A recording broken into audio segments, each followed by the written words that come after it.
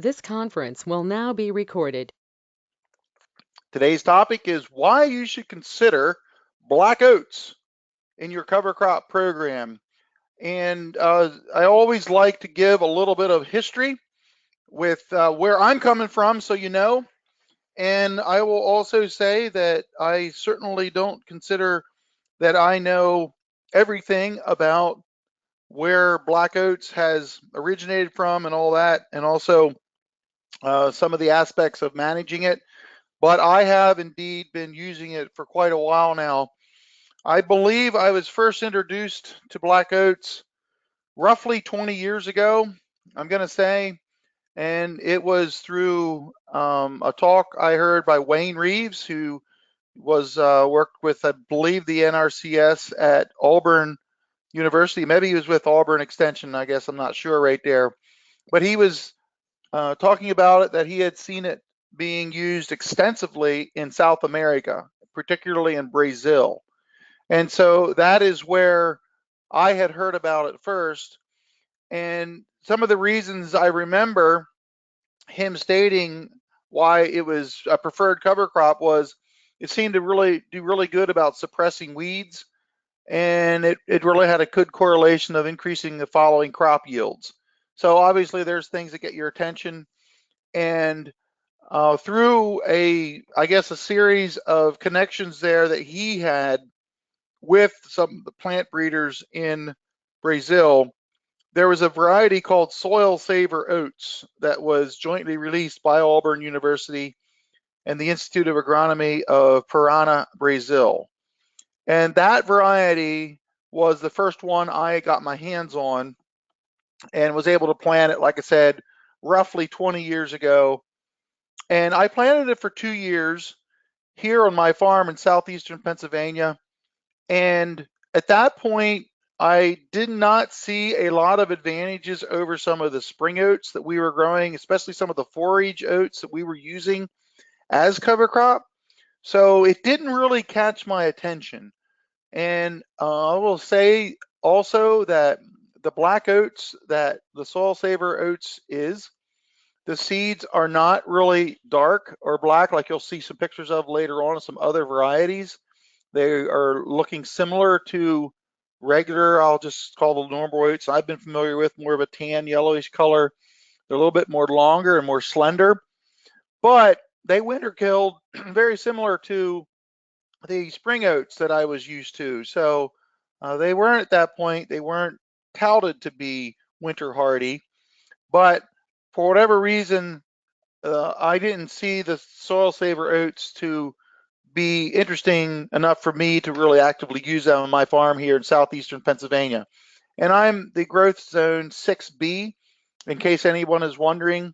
That may help you adjust expectations and so forth, and just so you know what I'm talking about in that. So that was my first experience to it, and kind of, I guess you would say, it lay dormant for a while. And then I had heard about another black oat that some people were talking about, and the variety name is hard to pronounce. It's like, how do you pronounce this variety? And I don't know if any of you saw a link to a YouTube video I sent out about how to pronounce it, but according to Keith Burns, a member of our group here of Green Cover Seed, he says it's pronounced Cosaque. I do know, and I did know, that it had European originations, and I had heard it was France, so I thought, well, that does kind of look like a French word, and I had been pronouncing it Cosaque. That's how I pronounced it. But according to Keith, he says it's Cosaque. So I guess I might defer to him on that, and understood that it's named after a people group in the Ukraine, and this is where this variety originated from. So I used this variety, I believe it was 4 years ago that I tested it, and the seeds actually were very dark brown. You'll see pictures of that later on. So that's where they kind of get the name from, black oats. And what I was curious about the most was, do they indeed survive cold weather? And I have spoken before about winter hardiness And if you're curious, you can go back and look at some of those, look at that webinar about that. But winter hardiness is determined by a couple factors. And most of you know this, but just for review, because it's important when we talk about it here in this context here, just so we make sure we're on the same page of what winter hardiness is. So you can have what I call, typically is referred to winter hardiness as the ability for a given species to survive a low temperature. And that's typically the way we assign it. But we all know that snow cover can make a big, big difference. So you always have to know if it's under snow or not. So that's the first thing. The other thing is, it's one thing to be 0 degrees, we'll say, with no wind, or 0 degrees with a lot of wind. And I'll just use that example there. So I think wind chill is another factor in determining winter hardiness of any species. In a way, you could say they're kind of like humans. Where wind chill is definitely, we feel colder, and it is colder when it actually is windy. So that's a factor here of this. And what I want to tell you with that background is, well, I guess there's one more thing I want to say with winter hardiness, also the ability to withstand freeze-thaw cycles. And I have a lot of freeze-thaw cycles in my zone 6B here in southeastern Pennsylvania.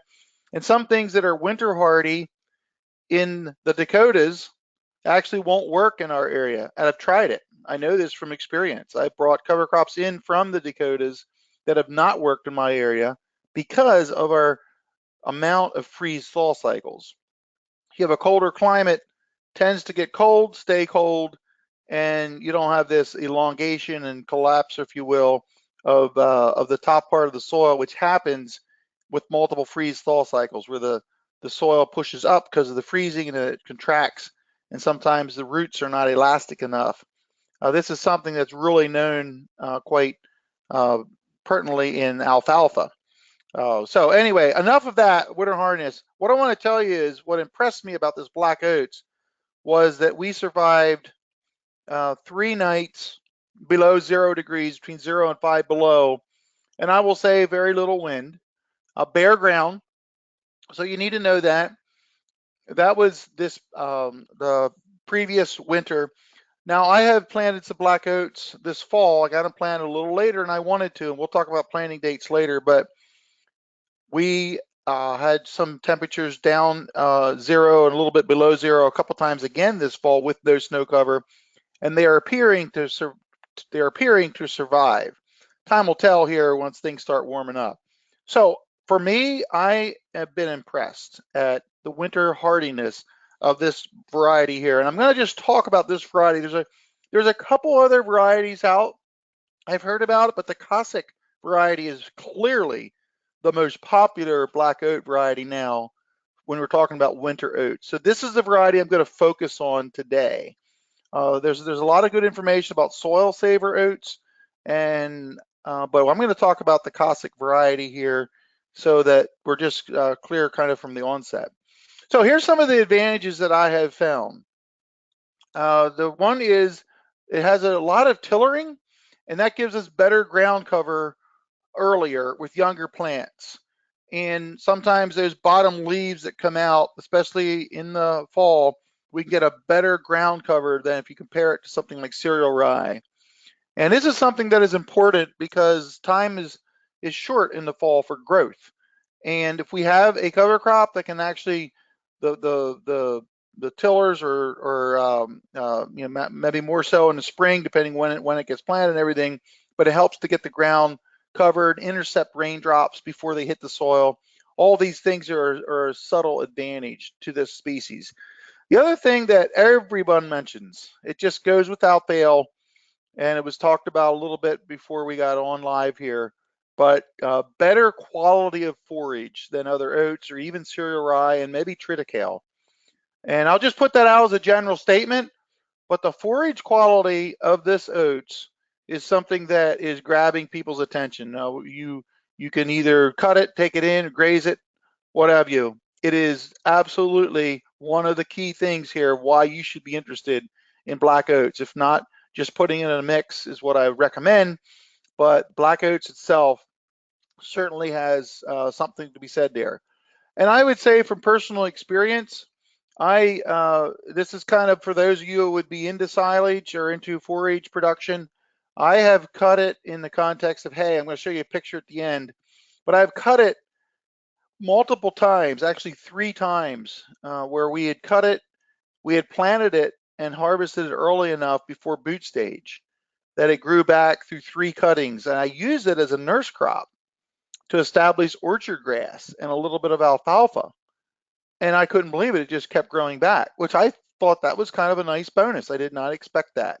And the forage quality was good. So it's just something to note. There's an advantage there. And the other thing you will find if you do much research that it is great for deer food plots. Deer seem to really like it, which tells me that it kind of validates the forage quality component. I've learned long ago that anyone serious into food plots can tell you that deer have an uncanny ability to be able to source the best nutrition in the area. And when they start, liking a certain type of a variety or so forth, you better pay attention because some of that knowledge we can transfer into forage quality with our cattle. And it's just an interesting thing to keep in mind. So the next one here I have is grazing, another advantage. I have a question mark there, and it's not so much that I don't think it's going to work. It's just that I don't have a lot of experience with it. But I hear of people who are using it as part of a mix and grazing. And then finally here in this slide, just gives another overwintering option. And I think pretty much anywhere, I would say anywhere you could grow wheat, you could grow this variety of black oats. I'm not going to quite say anywhere you can grow cereal rye, you can grow it. I'm not sure if it's that strong yet, although I have planted it as late as November the 20th here in southeastern Pennsylvania, and it has overwintered. It has come up the next year. Stand wasn't that great, but it was there, and so I'm just mentioning that just as something to know. So, got a lot of advantages. What are the weaknesses? One of the biggest weaknesses, it is susceptible to rust, and you'll see this in some of the literature, but there's no doubt about it, particularly if you have wetter weather.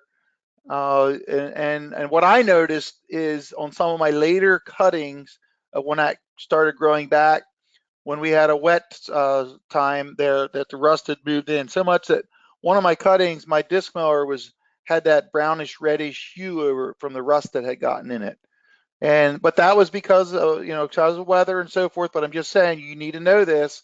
Plus, if you plant this early, I'm going to say early in the late summer, like for grazing or something, that's where I would be very careful if you're in an area that has a higher rainfall, because if you plant the end of July, or let's just say use that date, and it starts going and you have a wet period in August, rust could start moving in. I've seen this happen with this variety. If you're in a drier climate, I wouldn't worry about it. But if you may even want to graze a little sooner just to get the top growth out of there a little bit so you can kind of get rid of the leaf area a little bit. So just some suggestions there, but be wary that it has a weakness of rust if conditions are right. The other thing of lodging, it is a fairly weak stem. And if you plant it by itself, you got to be careful that your seeding rates aren't too high and there's not too much nitrogen. So, and I will say that if you're going to grow for seed, and we're going to talk about this, you really got to pay attention to that. And I'll also say here right now, I listed this as a weakness. The seed price is high. I've heard anywhere from $12 a bushel, a 32-pound bushel, to $20 a bushel. So I just heard of someone who was paying 50 cents a pound, which is by 50 pounds, $25. So the price is high and there is a shortage. I will say that, at least in certain areas, there's certainly a shortage now. But that's due to demand, a lot of it. And for whatever reason, the supply has not kept up to the demand. So right now it is a little pricey. So I would suggest you get into it by by mixing in with something else. So as I said, the seed availability is in short supply. I have put down here it's easy to produce for seed, but I will quickly tell you that you gotta cut back a little bit in what you may think on seeding rates. If I was going to be, and I do grow some for seed, by the way, I'm planting about 80 pounds per acre. So that's roughly two and a little bit more and a half bushel an acre, if you want to figure it that way. And watch your nitrogen. Don't get too much on there. And the other thing is, at least here in the east where we get a lot of rain, we have to use a growth regulator. I have given up trying to grow it without, because the first year I grew it, it was flat on the ground, and we were literally had the reel pulling it out of the ground. It got dirty, and oh my, it was a dusty mess, I'll just tell you. So using a growth regulator, watching your seeding rates, err on the side of lower rates and lower nitrogen if you're going to produce it for seed. Just trust me on that until you get used to it, dialed into your situation. So I'm saying it might be a year or two, who knows, but a year or two to get adequate seed supply. It's not that hard to produce. This would be a great cash crop for some enterprising farmer to grow if he has a market for it and so forth. So I just see here that Monty just suggested that he uses it for grazing, and maybe a little later than Monty, I'd like to hear your experience with that. So be ready for that. So I have the management here. This covers more of on a cover crop side. I'm suggesting 60 to 75 pounds per acre straight, but I always like a mix. So you're gonna have to adjust accordingly depending on your mix, the amount of species in the mix. I just use that as a basis right there primarily, so you can adjust for mix. And then if it is for forage, you can up that rate. So those are just numbers there to give you a basis to go on. Again, I'm really strongly encouraging it within a mix. I would say it matures earlier than spring oats, but that's in the context of when it's planted. So you plant it in the fall is when you want to do it. And by the way, it can be planted in the spring. If you're planting it in the spring, maturity would be around the same as most spring oats. But if you plant in the fall, you're just going to mature earlier than spring oats. But I will also say, in the context of a cover crop, later than cereal rye, or just after wheat. This past year, we had the one dry spell we had in the summer was right over harvest here for wheat, which was kind of a nice, convenient time to be dry, by the way. But as soon as we get done with wheat, we went right in and did the Cosaque winter oat. So that's just to give you a little rough idea there, that basically right after wheat harvest is what you could count on. So going back to now using it as a cover crop, let's shift our focus here a little bit. When we use it as a cover crop, it's easy to terminate with glyphosate or a roller crimping if the seeds are near milk stage. I have seen some reports that people have said it's easier to crimp, a more thorough kill than cereal rye. And I have not compared them, so I don't know, but I would tend to believe that. I will tell you this, that I'm fairly certain I could back it up, that it's easier to control with a crimper than it is cereal rye. So again, if you're looking at using a roller crimper in the context of terminating a cover crop, this would be another reason to consider using these black oats. But I got to tell you, because of the weakness of the standability that I've seen, I would like to have something mixed with it to kind of help it to stand better. So that's why I'm suggesting mixing it with triticale. Triticale is a more similar maturing time. Cereal rye tends to mature earlier, so it's not quite in the same maturity. If that's a concern to you, of course, all these things are subject to what you're trying to accomplish. But I will say too here that it can be planted fairly late. I'm saying similar to wheat, but if you're using it as a cover crop, I have been including it now all the way to when I'm done cover cropping. And I believe this year we have some the last week of November. We'll see if that shows up this spring. But what I planted this fall was October the 25th, our primary wheat period planting in our area is October the 15th. We want to be pretty much finished up by then. So I planted some later this year. Time will tell. Didn't grow very tall because of the cool, wet fall. And I wanted to show you a picture of it, but it's under 6 inches of snow at the moment. So I didn't bother digging it up to show you because I didn't think it was going to show up right. So anyway, that being said, it can be planted late. And I'm saying that in the context of some other small grains. And again, we're talking about this Cosaque variety here because that's the one you'd probably be working with. Okay, I'm just going to show you some pictures wrapping up here, and then we'll open up for questions. This is how the seed looks. Hence, this is where you get the name from. It's kind of cool when you see seeds like this, a little bit different. They're a little longer and thinner than most spring oat varieties you may be used to. As far as I can tell, the weight per bushel or the test weight is similar to other oats. I don't see it to be much different than that. And it kind of has that husk on it like a lot of spring oats do. Just a picture you can see here of it growing. And this is one of my fields. And it's maybe not the best stand. You can see a little unevenness there, but that turned out okay.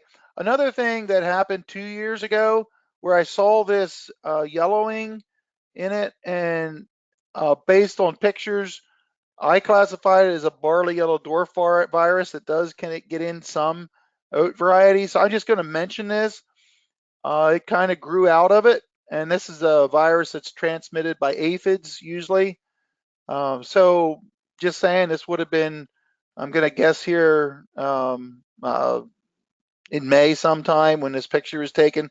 One thing I wanted to show you this picture for another reason is the leaves tend to be a little wider than other oat varieties, which is great. I have seen some pictures of this Cosaque oats to be actually leaves almost 1 inch wide. I haven't anything like that in my farm, but I will say the leaves tend to be a little bit wider. So that again plays into maybe the forage value and why it's good for that. So just thought I'd mention that. This is one of my fields uh, here in, I should have put the date here. I'm just going to guess it's early June, something like that. You can see the heads are just starting to turn. But that's roughly how it looks, kind of like an oat variety does. I had mentioned too using it as a nurse crop, and I wanted to tell you a quick story. We planted a new field on excuse me, it was orchard grass and a little bit of alfalfa. And I used this black oats planted in the spring now. So it can be planted in the spring. I use it as a nurse crop. This was rented ground, and so just thought I need all the help I can get to get this going. So first cutting, we baled, and I sold this to a neighbor, and roughly almost the first cutting there, well over 50% of the cutting would have been this black oat variety, along with the new seeding then of the orchard grass and alfalfa. So decent quality here, but the neighbor I sold it to, he was like, don't you have any more of that? I had sold him 40 of these bales here, and he just said the cows loved it. The milk went up. So, I think there's something to be said there. At the very least, we can say it wasn't a deterrent for quality. And this is just another use for it, another reason why you should maybe consider it. So I'm wrapping up with my reasons of why you should use it here. And again, we're talking about the winter hardy variety. It's just another winter species option. I think that's always good. Diversity is good. We have another oat species that we can plant later. We got that high biomass production. I might not have mentioned that a whole lot, but in the context of in a mix, I feel you can really take advantage of high biomass production. Great for forage, as we discussed throughout, great to be in a mix. And then it has that another option we can plant later on in the fall. So I'm going to open up all the phone lines here, and I'll just say that if any line gets a little too noisy, I may have to mute you. But so anyone want to chime in here now? Monty, if you're available, talk to us about your grazing experience and how you used it and what you thought of it. If you'd be available to do that, Monty. Steve, just one quick note. It Go does ahead, Wayne. originate in France, like you said. Well, okay. Yeah, there's a few different stories, but that's what I had understood. So, but anyway, we'll leave it at that for right now. We'll wait till maybe Monty could join us later. I believe, was it you, Candy, that was mentioning early on about using it? I kind of forget. Was that, didn't you have some examples of how you were using it? Yeah, we actually interseeded it within perennial pasture, cool Oh, season that's right. pasture. Tell us Yeah. about that. Tell us So about that. first we had a field that was kind of poor quality Yeah, back in 2018. yeah. Um, we had, or it was actually not 2018, it was 2016 that we did this. It was a little bit drier that year. Mhm, Um, we kind of had calved on that pasture before, it'd been pretty beat mhm, down. So we took about, probably 6 to 8 tons of hay and unrolled it out on this field in different areas and really kind of packed that in. So we yeah. had kind of this biomat first off. So there Sure. was literally not a lot of grass Okay. coming up through that. And there was a lot of, a lot of plant or a lot of manure, and we had a lot Mhm. of impact with hoof action pushing that down Oh yeah. into the soil. So Uh-huh. then I had a crazy idea.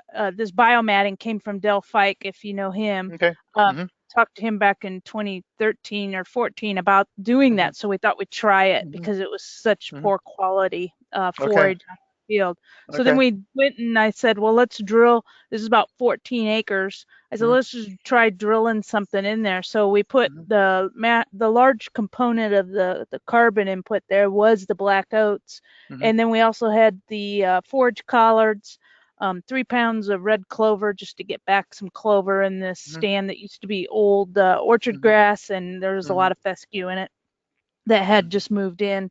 And then we also put in some Phacelia, All right. and then I think that was about it. So Mhm. just a lot of, grazing type stuff. And the Phacelia was specifically because we had a lot of bees, wild bees right Oh around the yeah. perimeter there. Okay. And so it came up and we were kind of surprised. And also what came up with, I think probably just because we were in such a carbon starved Yeah. situation, that hay really Uh-huh. added quite a bit to it. So it Uh-huh. came up with the grass. Mhm. And then we strip grazed it. Probably got about 45, 50 days out of that 14 Okay. acres. And Okay. we had weaned calves on it. Mhm. So they were probably, through 400 pounders, Okay. 350 to 400 pounders, and they gained really, really well. They didn't want to eat those forage collards first I off, so see. we kind of sacrificed that first strip because they Yep. didn't know what they were. Right. So we Mhm. force fed them. That Mhm. that was the last thing Right. they had to eat. Then the next Right. strip we moved to, those were the first Mhm. things they ate, Really? and the Okay. oats were, yeah, generally they just picked them out Okay. throughout.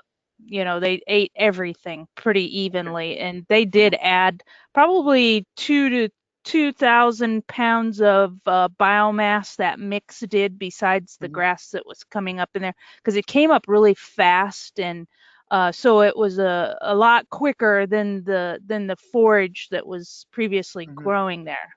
But Okay. it did stimulate that grass, and Okay. that probably is one of the better pastures we have now in the Mhm. last 2 years, just Yeah. because of that practice we Yep. tried there. Okay. Okay, Marty, are you still on? I'm not sure if you're on yet, Marty. Yeah, I am. Okay, I go ahead, Marty. Tell us about your we experience. use it. We use it as part of our spring, summer, and fall stockpile mixes. I have experience in going to seed if it's planted too soon in the summer. I'll go to seed before frost in winter. But yeah, overall very good. Plus, you get the benefits of the root exudates that are associated with oats, Mhm. which the previous person was talking about the rejuvenation of pastures. Yep. That's going to come from those oats exudates, Yep. Mhm. which are just incredible Mhm. for the soil, and there's a lot of antibiotic type of substances in oat exudates or against fusarium or other Yep. soil pathogens. Well, and I'll tell you what, Monty, that's just another topic in itself, about how the value that oats has for soil health and the root exudates. I mean, oats has historically been a go-to cover crop. 100 years ago, it was seen to have some benefits. So I think we need to continue to drill down on how to manage that. But I know that just that fact alone, oats are definitely deserve a seat at the table in any cover crop mix. Yeah, So it's definitely just, a good thing to have in there for the diversity, especially mhm, in fall after cash crop planting. I can mhm. see it out there today. You can definitely tell it by its broader leaf, even when it's Yeah, in a really prostrate stature, is great for yep, erosion control. So yeah, right, it's a great thing, good. and I'm glad that Keith had us go on to that in our mixes.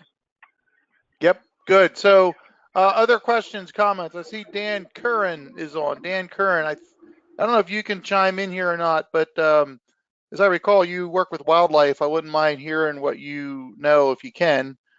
Just come on anytime. But there other questions from anyone else who has experienced black oats, or what might you have for our group here today?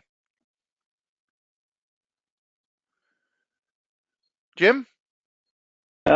Steve, yeah, I Yeah. got on late here, so maybe you mentioned it, Yeah. but are there Mhm. several different species of black oats? And Mhm. then the second question would be, could a farmer frost seed Mhm.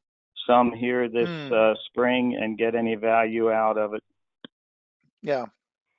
Well, first of all, I did go through that. There's a soil saver variety that is not winter hardy, and the oats itself do not have the black color, but they're still called black oats.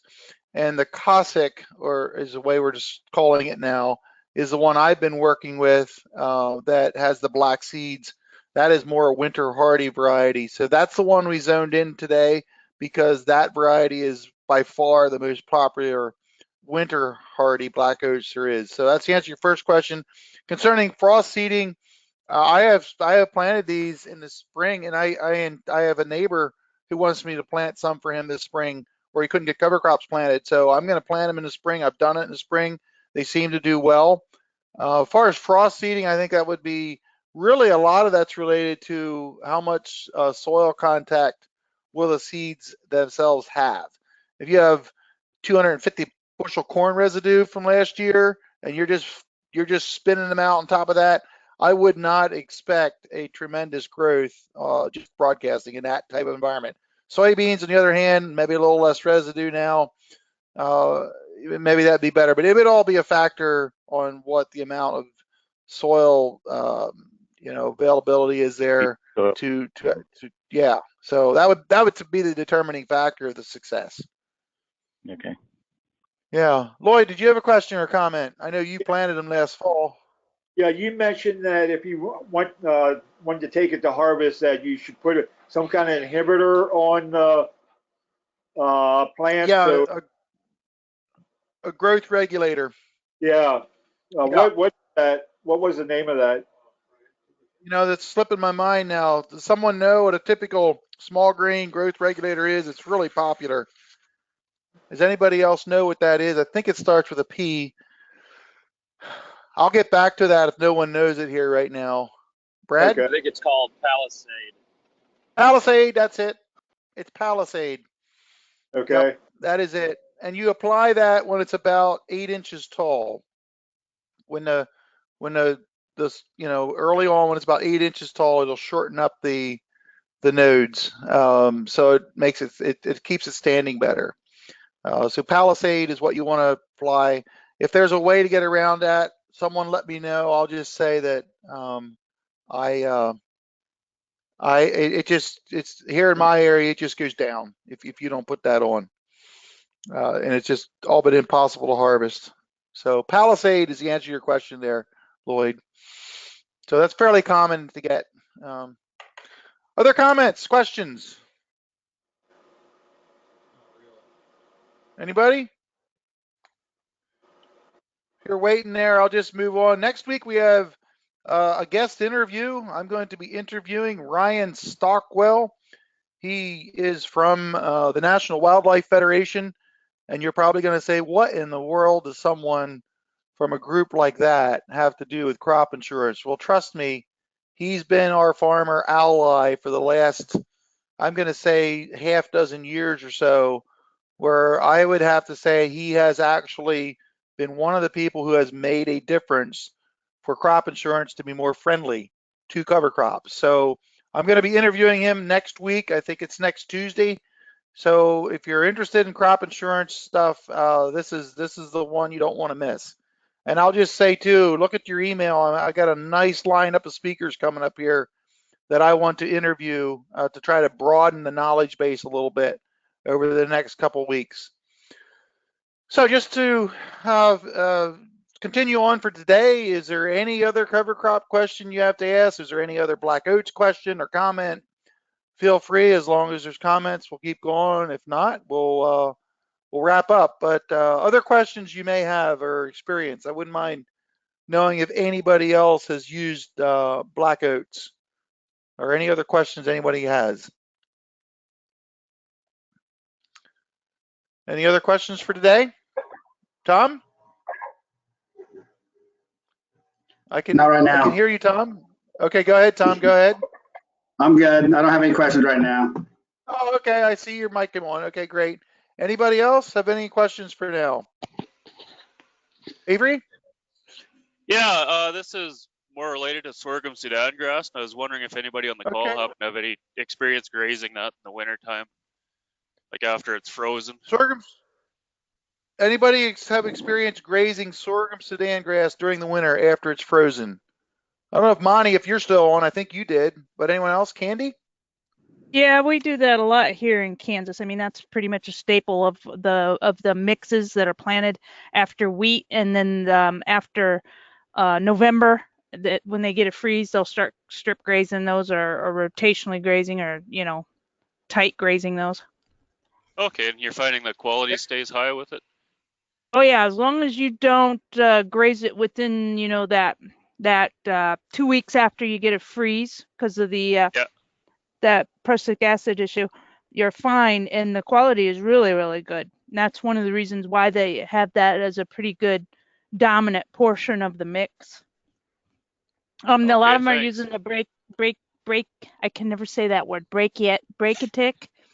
Can you say it, Steve? Because I can't. No. Okay. No, I can't either. And the BMR types.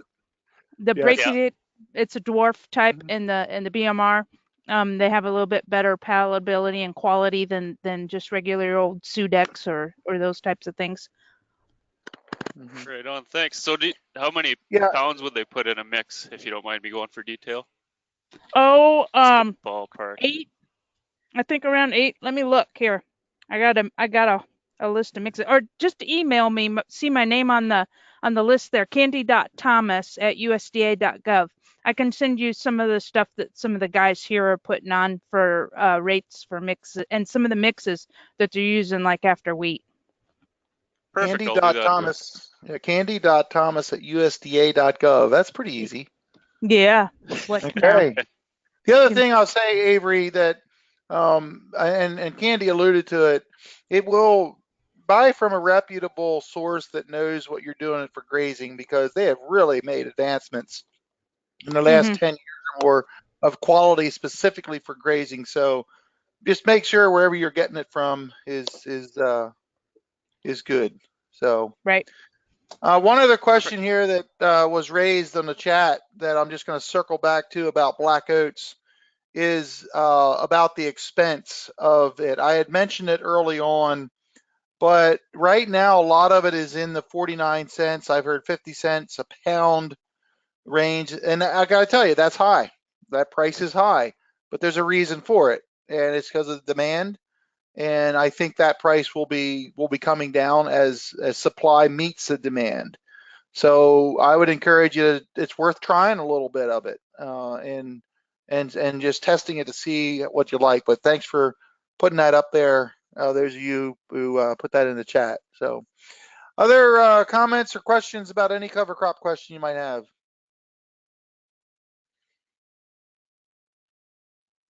Anything else today? I'm not going to linger long, but Don Matthews, you have a question? I saw your microphone come on. Anybody else? Well, okay. Thank you for the conversation today. This is an interesting topic. Look forward to seeing you next week. Talk about crop insurance. As always, stay curious, keep learning. Thanks.